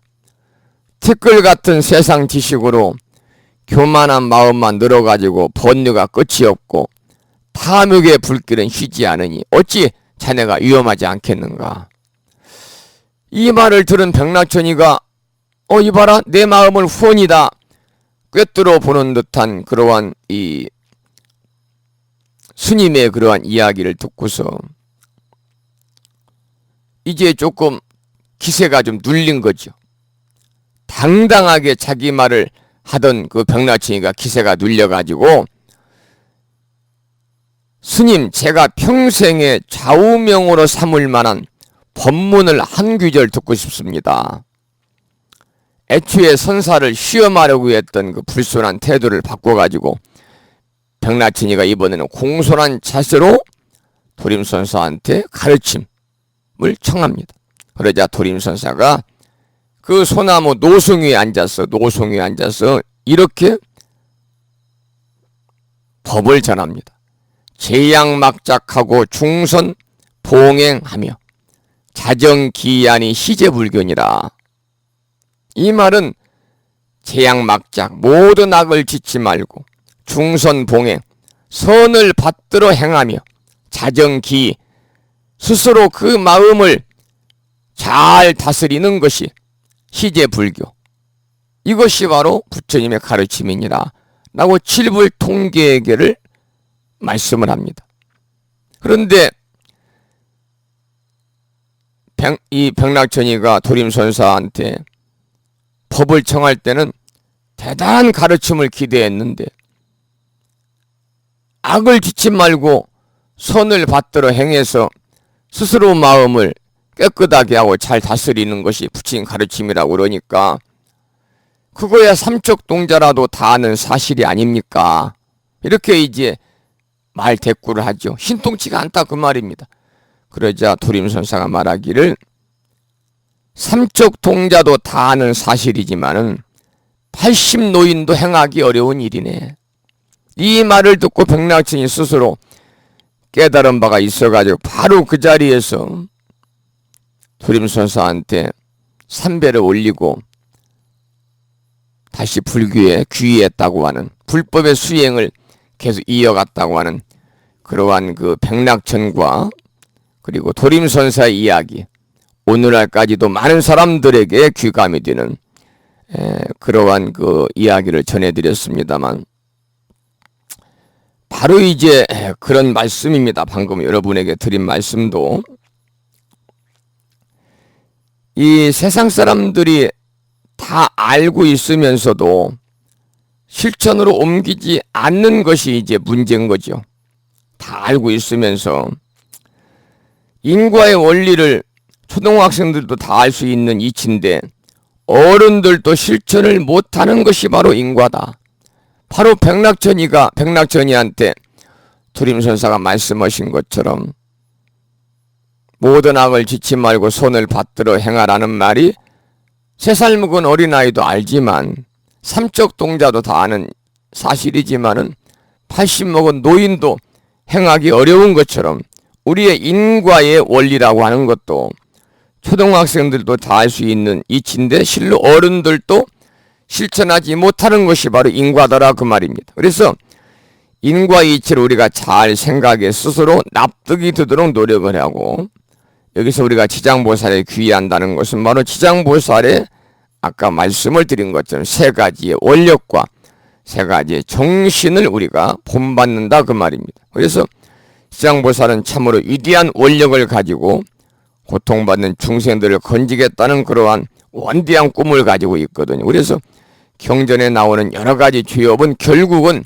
지장보살의 좋은 원력에 귀의하고 또 그 원력의 마음을 단 한 번이라도 낸다면 큰 죄업도 사라진다. 그래서 우리가 지장보살님의 그런 원력과 정신, 아까 제가 상세하게 말씀을 드렸습니다만, 또 우리가 오늘 공부한 경전에 나와 있죠. 세 가지의 지장보살님의 원력과 정신에 대해서는 여러분들께서 꼭 기억을 하고, 그와 같은 거대한 원력을 나도 세워야 되겠다 라고 우리들이 마음을 먹고 실천으로 옮기는 것이 바로 지장보살의 정신이고, 지장경을 공부하고 있는 우리들이 배워야 되는 핵심적인 내용이다, 그런 말씀을 드립니다. 중생 도진 방증보리, 중생을 모두 제도하고 난 후에 깨달음을 이루리라. 지용미공 서불성불, 지옥이 텅 비지 않으면 결코 나는 성불하지 않으리라. 불입지옥 수입지옥, 내가 지옥에 들어가지 않으면 누가 지옥에 들어가서 제도하리요. 이 세 가지 여러분이 부장보살님의 위대한 정신이고 우리 모두 갖춰야 되는 그러한 원력이다, 그런 말씀입니다. 152쪽을 보겠습니다. 밑에 경전에 나오는 여러 가지 취업은 결국 지장보살의 좋은 원력에 귀의하고 그 원력의 마음을 단 한 번만이라도 낸다면 큰 취업도 사라진다고 하는 것입니다. 지장보살에게 귀의하고 지장기도를 하는 것은 지장보살과 같은 큰 꿈을 가슴에 한번 가져보는 것을 의미합니다. 고통받는 중생의 고통을 덜어주는 그러한 마음을 가슴에 가지는 것은 쉽지가 않습니다. 쉬운 같으면서 쉽지가 않습니다. 그러나 우리는 개인적인 소망은 늘 가슴에 품고 살잖아요. 경에서 말한 손가락을 한번 퉁기는 사이에 걸리는 시간은 1초 정도에 불과한데, 그 1초라고 하는 짧은 손가락을 한번 퉁기는 시간 동안이라도 지장보살에게 귀의를 하면 앞에서 말한 수많은 죄업이 결코 문제가 되지 않는다. 어떻게 생각해보면 허무맹랑한 말처럼 들리지만 결코 그것은 거짓말이 아니다, 그 말입니다. 왜냐하면 자신이 꿈꾸고 있는 개인적인 소망과 또 지장보살의 원대한 꿈은 어떻습니까? 큰 차이가 있거든요. 우리는 어떠한 사소한 개인의 의식주 문제와 직장의 승진 문제, 사업 문제, 자식 문제 등등 평생 우리가 꿈꾸고 기대하고 온통 그런 꿈으로 가득 차 있는 때가 많기 때문에 지장보살과 같은 원력을 한순간이라도 마음에 품어볼 자리가 없더라. 그래서 결국은 개인적인 꿈과 지장보살의 원력이 이처럼 엄청나게 다르기 때문에 우리가 이 손가락을 한번 튕기는 짧은 시간 동안만이라도 단 1초만이라도 지장보살에게 귀의하면 죄업을 소멸할 수 있다는 말입니다. 그래서 아무리 죄업이 크다고 해도 지장보살의 원력을 가슴에 품게 되면 한순간 죄업이 소멸된다는 이야기 속에서 원력의 위대함을 다시 한번 우리가 엿볼 수가 있겠죠. 이 세상에 사는 많은 중생들은 죄를 짓지 않고 사는 경우가 드물지요. 우리는 알고도 죄를 짓지만 또 어떻습니까? 모르고도 죄를 짓는 수가 많습니다. 154쪽입니다. 많은 경우에 어쩔 수 없이 죄를 짓게 되는 경우도 있고요. 그러나 죄업만을 강조해서는 결코 죄를 면할 수가 없습니다. 바람직한 불교는 업장을 갖고 이야기하는 것이 아니라 원력을 가지고 이야기해야 합니다. 만약에 업장만 갖고 이야기하면 그냥 자기가 지은 업을 그대로 받아들이고 살아가야 됩니다. 그렇게 되면 결코 업에서 헤어날 수가 없지만, 그러나 우리는 그러한 업장을 뛰어넘을 수 있어야 된다. 그것이 바로 원력이기 때문에 가능하다. 지장보살의 원력처럼 우리가 업장을 뛰어넘을 수 있는 커다란 원력을 우리가 갖자, 그 말이죠. 우리가 지은 죄업은 일종의 빚이라고 할 수 있습니다. 예를 들어서 자기의 재산은 1,000원뿐인 사람이 1,000만 원의 빚을 졌다고 하면 갚을 도리가 없습니다. 그러나 몇십억을 마음대로 빌리기도 하고 갚기도 하는 그런 사람에게는 1,000만 원이란 돈은 아무 문제가 안 되겠죠. 그건 바로 강한 원력의 삶을 말하는 것이다. 이처럼 강한 원력으로 살아가는 사람들은 설사 쥐업이 있다고 하더라도 아무 문제가 안 된다는 겁니다. 조그만 쥐업으로도 지옥에 갈 수 있지만 좋은 생각을 많이 하고 힘차게 사는 원력이 큰 사람은 설사 쥐업이 있다고 해도 아무런 문제가 되지 않습니다. 여기서 지장보살에게 한순간 귀의하면 사막도의 과보에 세탈을 얻게 된다고 그랬는데 이 말은 바로 그런 원리를 잘 설명해 놓은 것입니다. 바람직한 불교의 가르침은 업에 의한 삶이 아니라 원력에 의한 삶이다. 그러니까 우리가 원력에 의한 삶을 살자는 거죠. 원력이 강하면 자연적으로 인과도 극복할 수가 있습니다. 부처님도 면하지 못하는 정해진 업을, 이걸 정업이라고 그러잖아요. 부처님도 면하지 못하 어떻게 할 수 있는, 부처님도 면하지 못하는 정해진 업이 정업난면이거든요. 그런데 부처님께서도 면해주지 못하는 정해진 업을 지장보살님은 원력의 힘으로 우리가 소멸시켜 줄 수 있으니, 그래서 우리가 멸정업이란 말이 있습니다만 바로 이제 원력의 위대함이 얼마나 수승한가를 단적으로 나타내는 말이 바로 지장보살 멸정업진언에서 우리가 느낄 수가 있죠. 결과적으로 원력은 생명력이다. 생명력이고 원력은 꿈이요 기대감입니다. 지장보살과 같은 그런 큰 꿈을 절실하게 가슴에 와닿게 해야 됩니다. 우리 불자들이 지장보살과 같은 그러한 중생을 위하는 큰 꿈을 가슴에 품는다면 그 순간이 바로 성불입니다. 우리는 그저 소소한 개인적인 문제, 가족적인 문제, 가정 문제, 사업 문제 등에 관한 그런 조그만 울타리 속에서 꿈과 희망을 갖는 것이 고작입니다. 그런 것에 비하여 지장보살의 큰 꿈은 정말 대단하죠. 우리가 지장보살 같은 큰 원력을 우리가 가져볼 날을 기대한다. 지장보살의 큰 원력을 우리가 배우고 또 실천에 옮겨라, 그런 말입니다. 자, 그럼 155쪽에 지장경을 유포할 원을 세우다라는 부분을 함께 읽어보겠습니다. 본문을 함께 읽어보죠. 만약 지극한 마음으로 귀의하여 공경하고 우러르며 찬탄하고 향과 꽃과 의복과 갖가지의 진보와 혹은 음식을 가지고 이와 같이 받들어 모시는 자는 미래세의 백천만억급 중에도 항상 여러 하늘에 있으면서 뛰어나게 묘함과 즐거움을 받을 것이다. 만약 하늘의 복이 다하고 인간에 태어난다 할지라도 오히려 백천만급 동안 항상 제왕이 되며 능히 숙명의 인과에 대한 본말을 기억하게 될 것이다.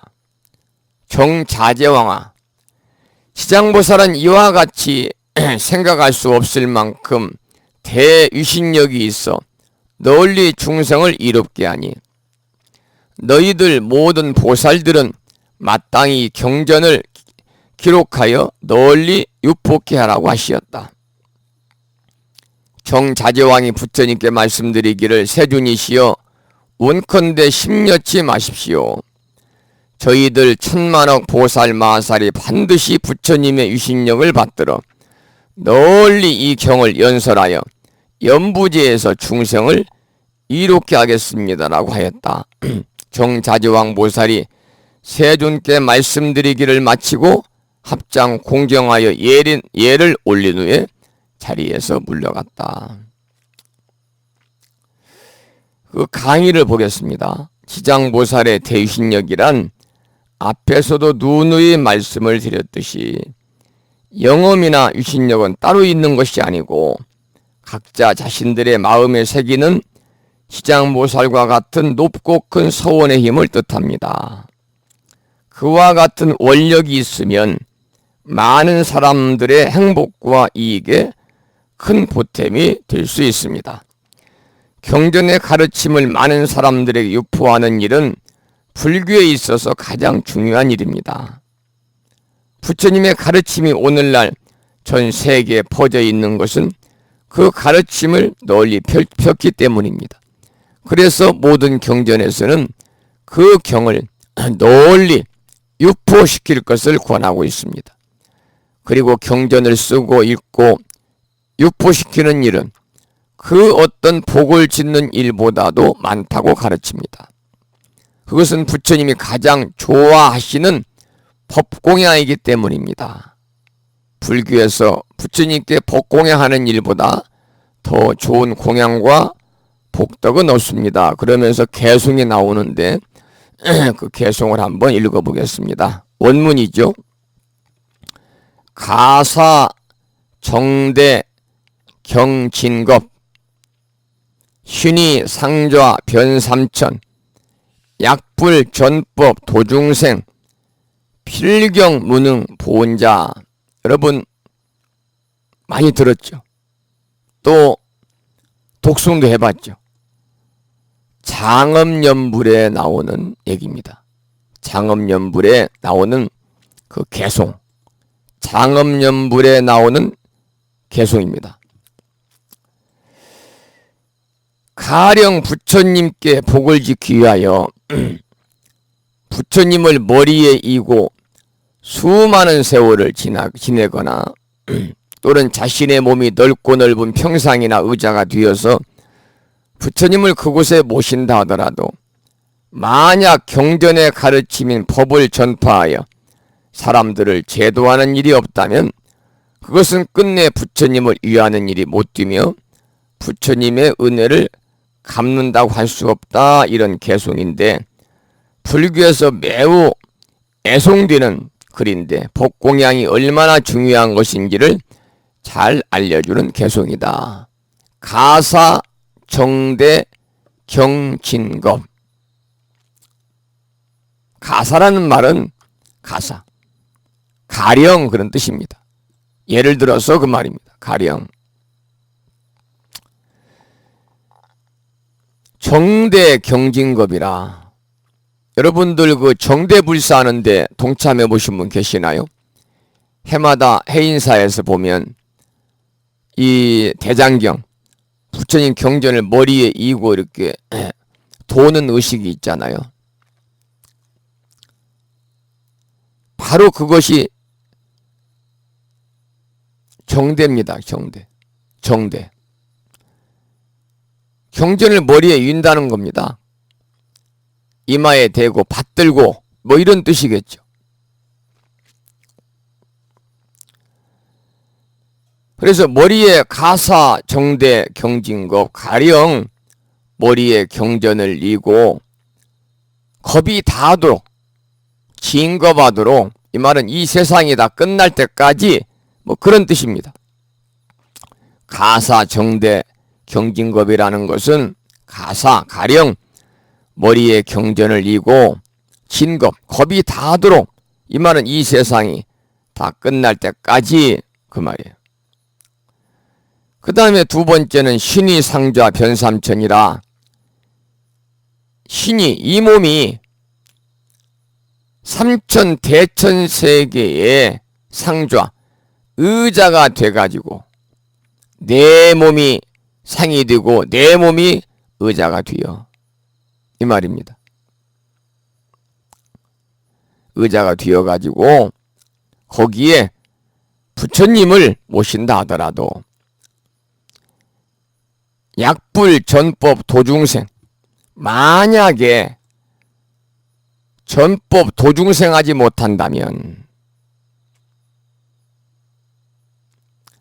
그러니까 내가 이 몸을 전부 바쳐가지고 부처님이 상이 되고 부처님의 의자가 되고 내 머리에 부처님 경전을 이고 삼천 대천 세계를 다 돌아다니면서도 만약 내가 중생을 제도하지 못한다면은 마지막에 필경무능 보온자라. 필경에 무능하다. 보온자는 뭐예요? 보온하지 못하는 무능자가 될 것이다 그 말입니다. 이 말은 나는 무능자가 되기 싫으니까 절대로 부처님 말씀을 전하는 전법자가 되리라, 그런 맹세입니다. 우리가 자주 말씀을 드리지만 공양 중에 가장 숭한 공덕은 바로 법공양이다. 법공양이다. 여러분들께서도 이 집안에 좋은 일이라든지 또는 개인적으로 좋은 일 또는 집안에 또 슬픈 일, 개인적으로 좋은 일은 부처님의 은혜에 보답하기 위해서 법공양, 경전을 여러분들께서 이렇게 주문을 해서 주변에 많이 널리 이렇게 유포시키는 거죠. 전해주는 거죠. 그건 이제 좋은 일이 있을 때는 부처님의 은혜에 보답하기 위해서, 부처님 감사합니다, 불운에 보답하기 위해서 경전을 준비를 해서 널리 유포시키는 것이고, 또 집안에 이제 슬픈 일, 가족 중에서 부모님이 돌아가셨다, 형제가 돌아가셨다, 그러면 그 돌아가신 분의 극락왕성을 부처님께 발언하면서 또 경전을 준비를 해서 널리 유포시키는 것, 가장 중요한 일입니다. 그래서 우리는 부처님 불법을 맹세코 전하는 훌륭한 전법자가 되어야 됩니다. 그럴 때 불보살님이 우리를 위로하시고, 그럴 때 불보살님이 우리들의 가정에 늘 함께 하시지 않을까, 그런 생각을 하면서 여기에 나와 있는 이 개송이 장엄연불에 나오는 개송입니다마는 이 법공양이 얼마나 중요한지를 의미하는 것이고, 경전을 우리가 유포시키는 일이 얼마나 복을 짓는 일인지를 다시 한번 강조하는 일이고, 그래서 우리 불교에서는 부처님께 법공양하는 일보다 더 좋은 공양과 복덕은 없다, 그런 말씀이죠. 그래서 여러분들께서도 다니시는 사찰이나 또는 제적 사찰이나 또 인연 사찰에서 복공양을 여러분 하게 되면, 권선문을 권선을 하게 되면 불자 법요집이라든지 또는 우란 문제를 맞아서 부모 은중경이라든지 시장경이라든지 뭐 금강경이라든지 아미타경이라든지 무슨 경징이 어떻겠습니까? 사경집도 마찬가지거든요. 법공양 권선을 하면 다른 곳은 참여하지 못하더라도 꼭 여러분들 참여하셔서 법공양에 동참을 하시면 십시일반으로 경전이 만들어져 가지고 널리 유포되지 않을까. 널리 유포시키는 것이야말로 우리가 어떤 복을 짓는 일보다 더 수승한 공덕을 짓는 것이다. 왜냐하면 부처님이 가장 좋아하는 공양이 바로 법공양입니다. 법공양. 그래서 불교에서는 부처님께 법공양 올리는 일보다 더 좋은 공양은 없다.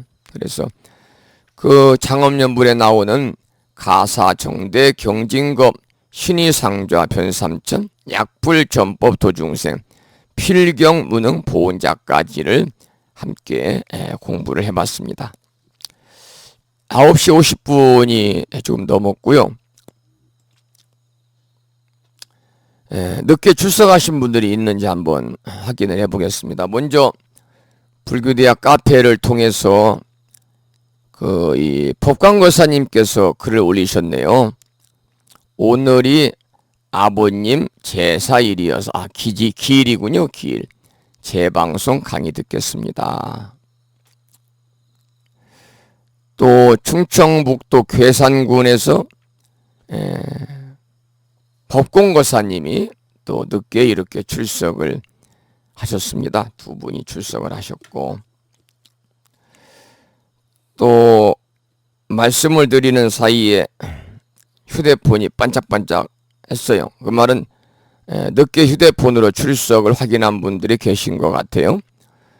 충남 보령에 살고 계시는 반야월 법우님, 역시 충남 보령에 살고 계시는 선덕신 법우님 두 분이 늦게 출석을 하셨고, 전라북도 군산시에 살고 계시는 덕광거사님 오늘은 부산에서 이렇게 스마트폰으로 강의를 듣고 계신다고 그랬습니다.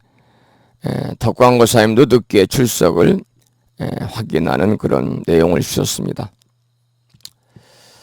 자, 이제 그 다음은 지장보살의 이제 사천왕들의 의문이죠. 사천왕들의 의문.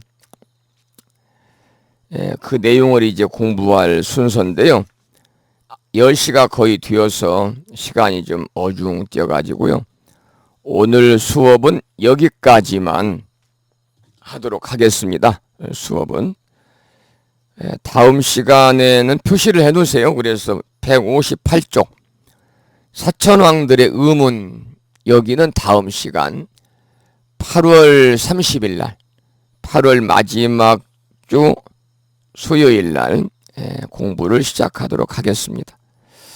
오늘 2시간 동안 절기상으로는 이제 더위가 물러간다고 하는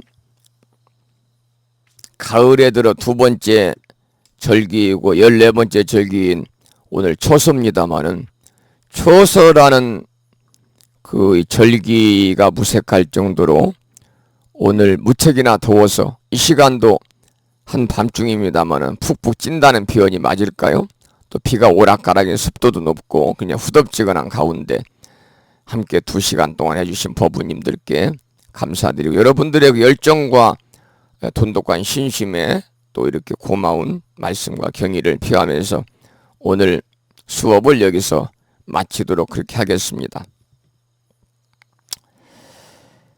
오늘 이제 공부한 내용들을 우리가 이제 한번 정리를 해보면, 오늘은 가피에 대해서 말씀을 드리면서 우리가 입는 불보살님의 가피의 대부분은 명운가피다, 그런 말씀을 드리면서 기도와 그리고 가피에 관한 말씀을 제가 상세하게 올렸습니다.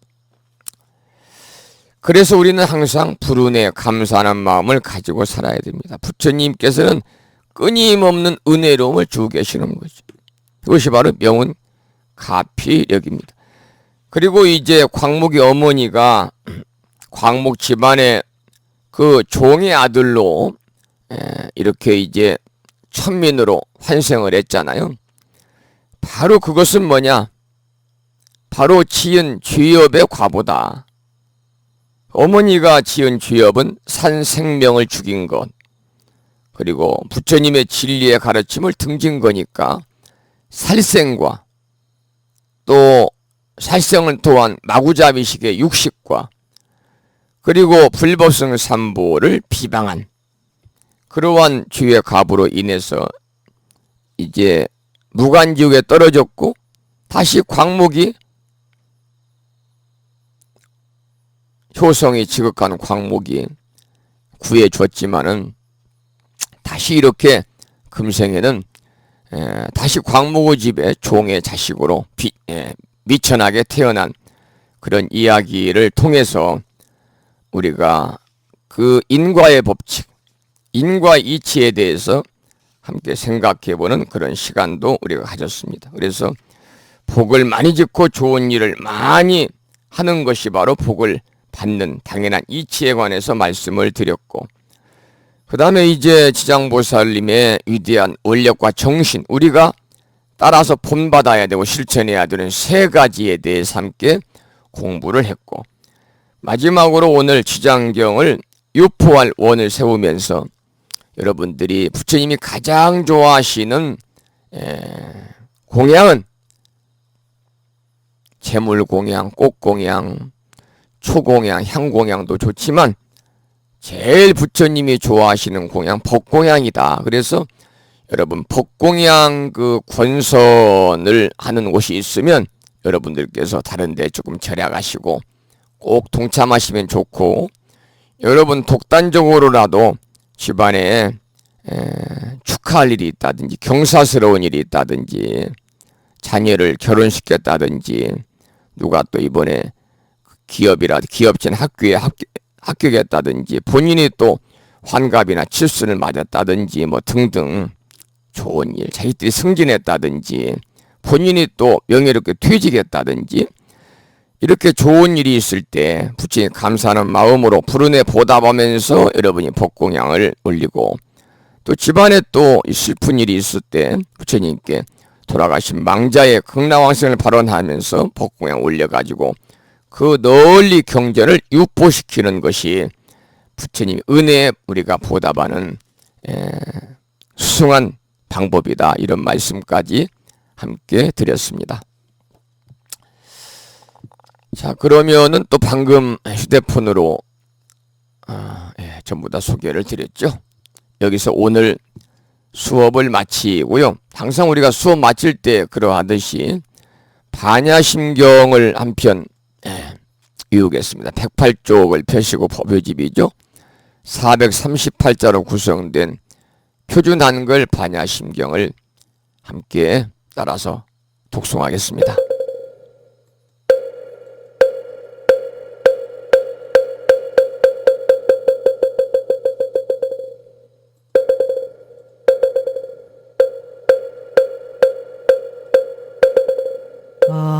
반야 바람일다 심경관자재보살이 깊은 반야 바람일다를 행할 때 오니 공한 것을 비추어 보고 온갖 고통에서 건너느니라. 사리자여 색이공과 다르지 않고 공의 색과 다르지 않으며 색이 곧 공이요 공이 곧 색이니 수상행식도 그러하니라.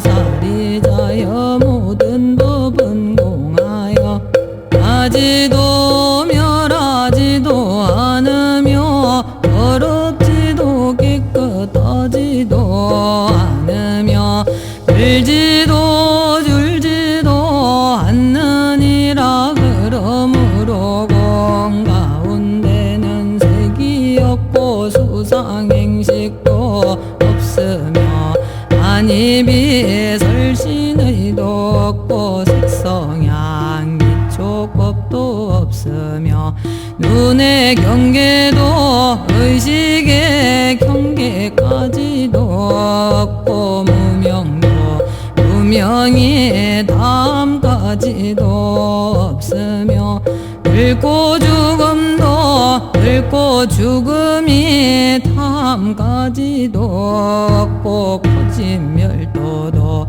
없으며 지혜도 어둠도 없느니라. 얻을 것이 없는 까닭에 보살은 반야바람일도를 의지함으로 마음에 걸림이 없고 걸림이 없으므로 두려움이 없어서 뒤바뀐 헛된 생각을 멀리 떠나 완전한 열반에 들어가며 삼세의 모든 부처님도 반야바람일도를 의지함으로 최상의 깨달음을 얻느니라. 반야바람일도는 가장 신비하고 밝은 주문이며 위 없는 주문이며 무엇과도 힘들 수 없는 주문이니 온갖 괴로움을 없애고 진실하여 망하지 않음을 알지니라. 이제 반야바람일도주를 바라리라. 아제 바라 승아제 모지사바 아제 바라 승아제 모지사바 아제 바라 승아제 모지사바.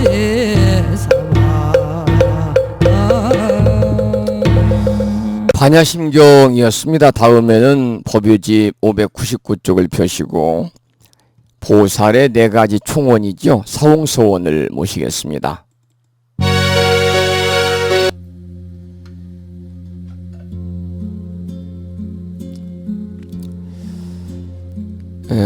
이번 일요일 지난 일요일 날 제주 특별자치도 서귀포시에 살고 계시는 일시명 법부님 둘째 따님 결혼식이 있었습니다. 무창불교대학에서는 학생의 이름으로 결혼식장에 3단 화환을 보내서 일시명 법부님 둘째 따님의 결혼을 축하드렸습니다.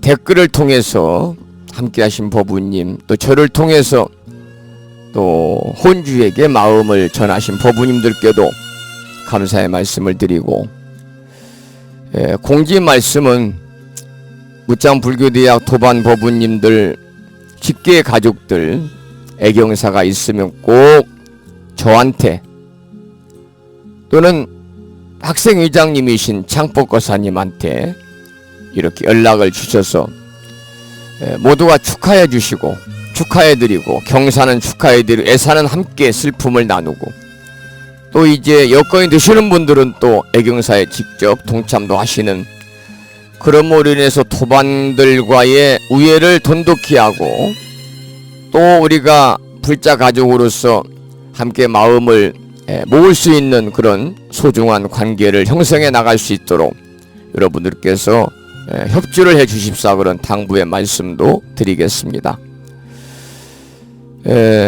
불심사에서는 다가오는 일요일날 금년 7월 칠석기도 입제를 해서 월요일날 칠석날이거든요. 휴양을 합니다. 금년 7월 칠석기도에 동참해 주신 법부님들께도 이 시간을 빌려서 기도드리고 감사드리고 정성껏 기도와 축원을 드려서 부모님들의 그러한 이 무병장수와 또 우리 가족들 자손들의 소원 성취와 수명 장수를 위해서 일심으로 기도드리는 그런 시간을 갖도록 하겠습니다. 밤이 깊었습니다. 여러분 편안히 주무시고요. 그리고 다음 주 수요일날 여러분 만나 뵙겠습니다. 아침 방송을 듣는 분들은 내일 아침에 만나 뵙도록 하죠. 지금까지 무창포 불심사에서 진어 성종이었습니다. 법부 여러분 안녕히 계십시오. 그리고 편안 저녁 드시기 바랍니다.